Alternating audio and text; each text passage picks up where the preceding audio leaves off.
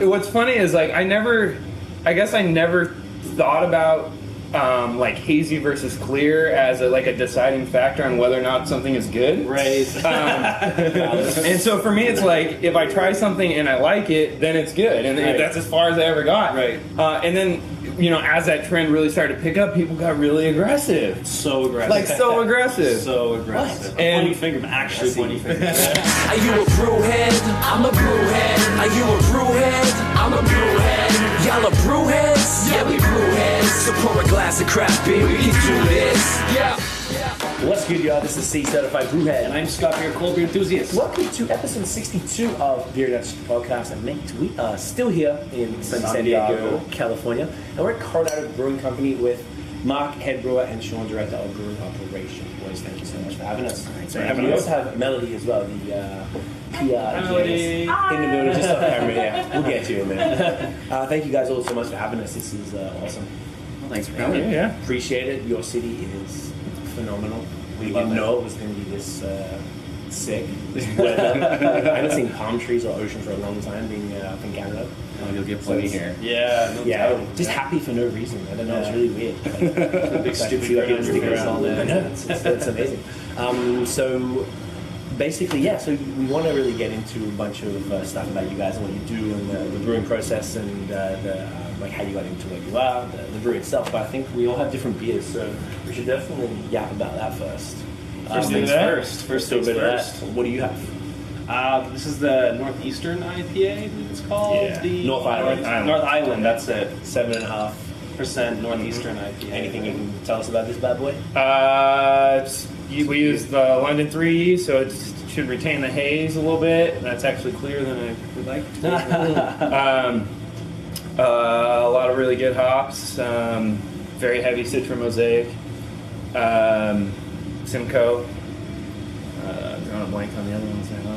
All the good juice, all the good juicy ones. Centennial. Right? Oh, you're using your sheet notes. Yeah, I got you. I got more of it. And it was mashed at exactly. Don't give away all. Sorry. Blur this out. We'll blur it out. But yeah, so all late edition, so it's very aroma tropical forward rather than the classic bitter West Coast style. Any like lupulin powder in here, or you just no, straight hops? it's all pelletized. Yeah. Nice. Yeah. This is Early Bird. It's our latest sort of seasonal can release. It's a milk stout with a local roaster called Bird Rock, and so we got their coffee beans, a French roast. It's all pound per barrel on the beer. It sits for 2 days, and then we package it. So is it like instead of like dry hopped with coffee as opposed to like adding? It's essentially dry hopped with coffee. Cool. Yeah, we use lactose, so it kind of retains some sweetness. It's got some cocoa in there too, so it's got like it's almost like a nice mocha beer. rather than like a coffee beer. That sounds Real great. easy drinking for how dark it is. Nice. It's like 5-ish. Yeah, 5.5. I think. Five? Yeah, beauty. All right. Hell yeah. What do you got Here's there? Orange Avenue Wit. So it's 2-row caramel, some crystal, and then orange peel and coriander, and a little honey. So it's really good beer. Really good summer beer. Yeah. For the weather out here. They actually also have another one here, which is the Coastwise Session IPA. Session IPA. Yeah. Do you want to tell us about this one? Yeah, that one is a partnership with Surfrider Foundation, so we donate proceeds to keeping the beaches clean and all the good things that they do. It's got Mosaic and Sriracha Ace and Centennial, so it's got a real nice citrus, kind of lemon lime, real refreshing, easy drinker, real summer IPA. Totally. Smashing that back, huh? Yeah, Nice. real aromatic of a session IPA. Hell yeah. So the brewery itself, how did this come about? So I did hear about the start on the island. Now this is a production facility and there's another location. It's like a tap room. Mm-hmm. Can you guys run us through the story of? Well, I mean, it started as a brew pub down in Coronado Island. Okay. I think it was a brew pub. We just had the brew pub for 10 years, maybe 12 years. Longer, yeah. Yeah, maybe longer. And I mean, we're 21 years old, and this facility is only about, the production facility is only about 4 or 5 years old. Right. So it started on the island, so it was real organic growth and just grew as it was meant to grow. We Right. didn't rush anything. We didn't start distributing everywhere at first. It was just a brew pub that grew into a production facility. So just like bit by bit, it was like that neighborhood kind of style that has got more and more popular. There was demand. Yeah, and the pub still has that very like hometown feel to it. And Right. that's, you know, when you're in Coronado, that's where you go. So it's not, how far is that from here? We skis out. It's 10, 15-minute drive. That's close. So it's Yeah. traffic. It's traffic's on your Traffic's favor. okay. It's been pretty good so far. Like it's not crazy. How long have you guys been with the brewery for? I've been here almost 3 years now, I believe. Okay. Yeah. Been here 8 weeks. Wow, fresh. All right. So that's another good segue. So how did you guys both get to be grown for a company like this? My story is a convoluted one. They're always the best. I have a degree in city planning. Okay. So a pretty far departure from that. I went to Cal Poly, San Luis Obispo. I graduated. It was one of those things where I kind of started to second guess my major towards the end of my college Right. As most do. and but at that point I was like, well, I'm just going to finish, get a degree, figure it out from there. I did that. I actually tried to get a job in city planning. My problem is I've always really liked like architecture and design, but I was too lazy to take all the math to do architecture, so I did city planning.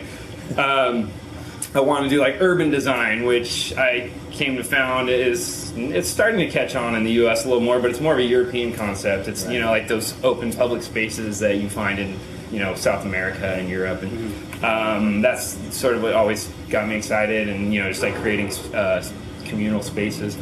I found that wasn't really anything that I could get into here. I didn't really know what to do. I worked retail for a long time, just sort of tried to find my way. I finally got to the point where I was like, I got to figure this out. I'm going to go back to school. I'm going to get another degree in something. I thought about taking the Davis program to actually get a degree in brewing and fermenting science or something. As I was working on that, my dad, he's an engineer. He's been all over the world, places you can't even think of. He's literally on a single trip traveled the entire globe. Wow. He spends a lot of time on boats, you know, months at a time. And he had this friend. When you're on a boat, you sort of make friends with the guys you're there with because you got nowhere to go. He made friends with this guy, and you know, it was just he was kind of asking my dad how I'm doing, what I was thinking about doing. He's like, you know, he's really struggling. He's trying to find his way. He wants to get into brewing, but he's like, you know, just trying to figure out how to do that. And he said, you know, they're in the middle of the Mediterranean Sea off the coast of Italy. And he's like, well, I have a friend who's a brewer. Why don't I shoot him an email and we'll see? And, you know, a few hours later, my dad says, call this guy. It's John Egan at Mission Brewery, which is in the East Village downtown. He brought me in and, you know, just showed me the ropes. And I was there for 6 years and, you know, worked my way up and, you know, started... When I started with them, they were in a different location. We moved to a new building. The building was unfinished. They were still trenching. I was, you know, sitting. It was raining through the roof. The roof wasn't even completely done, and I'd be scrubbing parts to their what is now their bottling line, and you know, just spending hours doing that for free. So yeah, I did everything, and then made the transition here a few years back. Amazing. Yeah. So no formal schooling. No, Was that yeah, just on the job stuff? all on the job training, and yeah, I still have a lot to learn, but That's sick. I'm still passionate about it. Is there formal schooling available in California? Or Yeah, there is. It's definitely growing. Yeah. There's a program at UCSD that is definitely gaining some steam. There's San Diego State it's like more of a business oriented. Okay. But there's that, and then Davis up in Northern California is the big one, and the other big one is Siebel, which is in Chicago. Okay.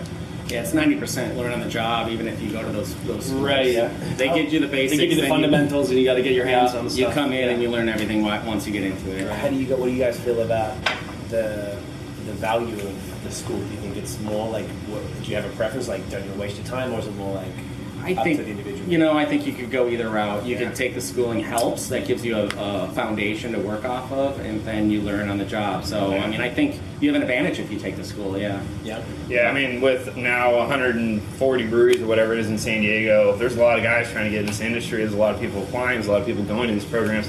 Now that's sort of what sets them aside from the guy who just you know, it was The me, home brewer you know, that, you know, 7 years, job, 8 years ago, yeah. So you got into good time. Yeah. Perfect. Shawn, what's your story, man? So I was going to school for chemical engineering, and I took a summer trip to Europe. So I have a little bit of a European connection getting me here too, and I was touring breweries. Okay. And I realized I didn't want to work in a chemical factory in downriver Detroit. And I'm sitting there drinking a beer, realizing that, and I'm like, I was homebrewing at the time, and I'm like, how do I get into beer? This was 1997, so the craft industry wasn't huge, so I didn't know how to get into the industry. So I tried to get jobs, I couldn't get them. So I went to Steele Institute in Chicago. Right. Went to that school, came back to Detroit, and got a job as an intern at Atwater Block Brewery in downtown Detroit. The vanilla program. Yeah, that was great. Yeah. So I got a job there. Well, I did the internship, and then after the internship, they gave me a job. So I feel very fortunate that the first job I ever had was under a German-trained brewmaster from Germany. So they're very particular and strict. Right. So I felt that gave me a good base. And as you guys see, San Diego is absolutely gorgeous. And I did not want to live in the snow anymore. So I feel that. I applied for a job in San Diego and got it. Nice. And so I worked at another local brewery for 14 and a half years. I did. I started as a brewer, ended up in quality control, then finished running the barrel program, and then the job opportunity came at Coronado, and I always knew this was a great company. And 14 years at one place, you start to get bored. Switch it up. So I came and switched it up, and I'm over here, and I've been here for 8 weeks, and I'm loving it. Nice. I just noticed the pilot system down there too. Is that yeah. is that connected, or do you guys use that? It gets used every once in a while. Or you keep that for the brew pub, maybe?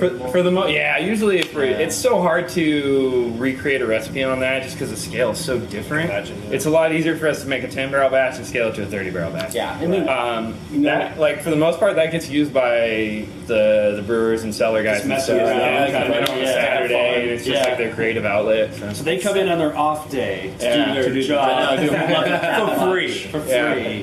That's like why beer. that's why this industry is so great. Everybody's in it because they want to be in it. Yeah. You know, there's not like someone that's just in it because they have to have a job. Yeah. I mean, Yeah, you you're in gotta it love because it. that's your passion. I think you have to because it's not an easy job. Yeah. You know, it's a lot of manual work. It's a lot of in this town. It's a lot of sweating. Yeah. It gets hot, and you know, it has to be a passion. And if you have the passion, it just makes you a better brewer. Yeah, I remember actually taking back to starting in this industry. When I interviewed to even just volunteer my time, the first thing that John Egan said to me was like, "It's like, just so you understand, I mean, there's a lot of hype. Like, people kind of expect this like rock star thing where you're like, oh, I make beer and everybody's gonna be praising you. And he said, you're gonna be a glorified janitor. Yeah. and it's so yeah. true. I mean, I'd say 50 to 75% of brewing is cleaning. I mean, and that's probably the most important thing is if you're clean, you'll make good beer. You could have the best recipes in the world, and if you're dirty and you don't pay attention to details, you're not going to make good beer. So The beer scene here, like, what's the, like, I guess it's like... I've always thought of San Diego as kind of like the hub of...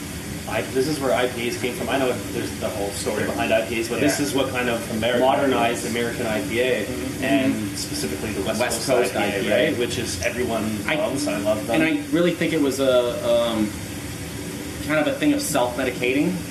So our water is much different down here in Southern California from the rest of the country. Right. So it lends itself to making IPAs. And I think in the beginning, there's a bunch of brew pubs, a bunch of small breweries that didn't really do a lot of water chemistry, and they just over time found that IPAs came out the best. But also, I feel like with the climate, you don't really want to be drinking. I mean, not to say you don't want to, but more often than not, you're probably going to reach for crisp, cold IPA than a big imperial. Yeah, it's multi stout. Yeah, exactly. That's what's kind of funny is like a lot of places that have seasons have seasonal beers. Right. Exactly. And for us, it's like For everyone who IPAs. exactly. There's different styles of IPAs. Yeah, I mean, it's never like, oh man, I can't wait to warm up with that big, imperial stout or something because it's never that cold. Well, I literally just said the other day, I'm like, oh man, it's almost stout season. I was like excited to get into the stouts. Our season is one season where it won't rain and one season where it does rain. Right. It usually doesn't. So Potentially.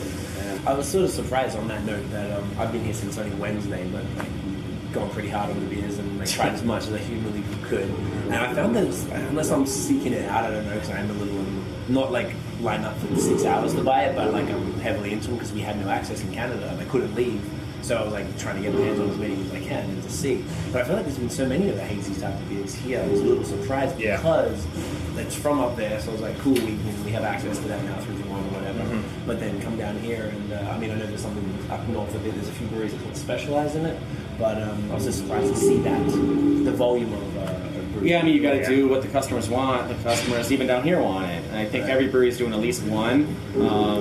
That's accurate from what I've seen. Yeah, at least one, and I think it's fun for brewers to do something different. Yeah. And you know, when a new trend starts, we're like, hey, let's jump in. It's always a challenge. It's like, okay, let's see if we can make it. Right. Yeah, and I mean, for me, like I said, I like them, but even if I didn't like it, I would still want to make a really good version because I mean, I don't want to put out a bad version of anything. So yeah, you take that mentality and you say like, okay, we're gonna make this beer. Let's make it as good as we can make it, and then so you like really invest the time to make it, you know, whatever it is. And that's what people want. Then I'm gonna try to give you authentic whatever it is. So. Yeah, it's cool because we've spoken to other brewers that it seems that's why I was just curious where you guys are coming from with it. So it seems like you're kind of middleman, like you like him. And you're happy to make a really good one. We've spoken to other brewers that just think it's ridiculous and hate it. Yeah, totally reluctantly. Yes. And I feel like it's shown through in the beer, like it's just not accurate. I think that's, as a brewer, we kind of feel like it was a mistake at first. Like it's cloudy. It just looks wrong. But, and you have to get your mind over that thought that it's a flaw. Because, I mean, look at everything you've ever look at a sour beer. I mean, we try to keep we spend tons of time cleaning and sanitizing not to make a sour beer, but then sour beers are good. Yeah. So you just gotta, you know, that's why you call it an attribute rather than an off flavor or flaw, because it's an attribute in one beer and maybe not in another. So same thing. I think on the West Coast we went through that mentality of like, why are you making a mistake of style? Right. But then when you have them, you're like, this beer's good. It's kind of cool. Yeah, I like this beer is the description is perfect. It's juicy. It's got that juicy hop, and it's kind of a little bit fuller body. It's got a little bit more mouthfeel, and say what you want. It's not the same as a West Coast IPA. Yeah. So the difference, if you don't want this, we have this for you as well. Yeah. How do you feel about milkshake IPAs as well? Just on the trendy. It seems to be a trend. Yeah. How can you not? They're delicious.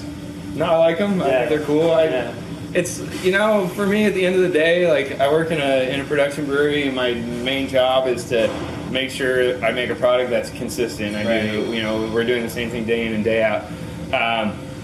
So when these trends come up and they catch on and marketing likes them, then we get to do fun stuff. Nice. So it's like, you know what, I'm excited to do something different. Sure, let's do it. You guys are working on a test batch right now, right? So we're doing. I'm trying to make one that's like, you know, tropical coconut. Sweet. I've had some, you know, IPAs recently that fall into that style, and I've had a few where I'm drinking it and it's like, I swear that there's coconut in this beer, but there's not coconut in it. And I just really thought, you know, that'd be a great great match. Absolutely. So why not try it and see? So vanilla, a lot of them have vanilla too, just to give it that milkshake flavor, right? So I'm probably the outlier here. I don't like vanilla in beers. No, I just don't like it. It's a personal preference. I'll make them because people love them, but I'm not the vanilla person. So I don't judge people on their beer preferences. Everybody has their own terrible opinion. macro lager. Anything else goes.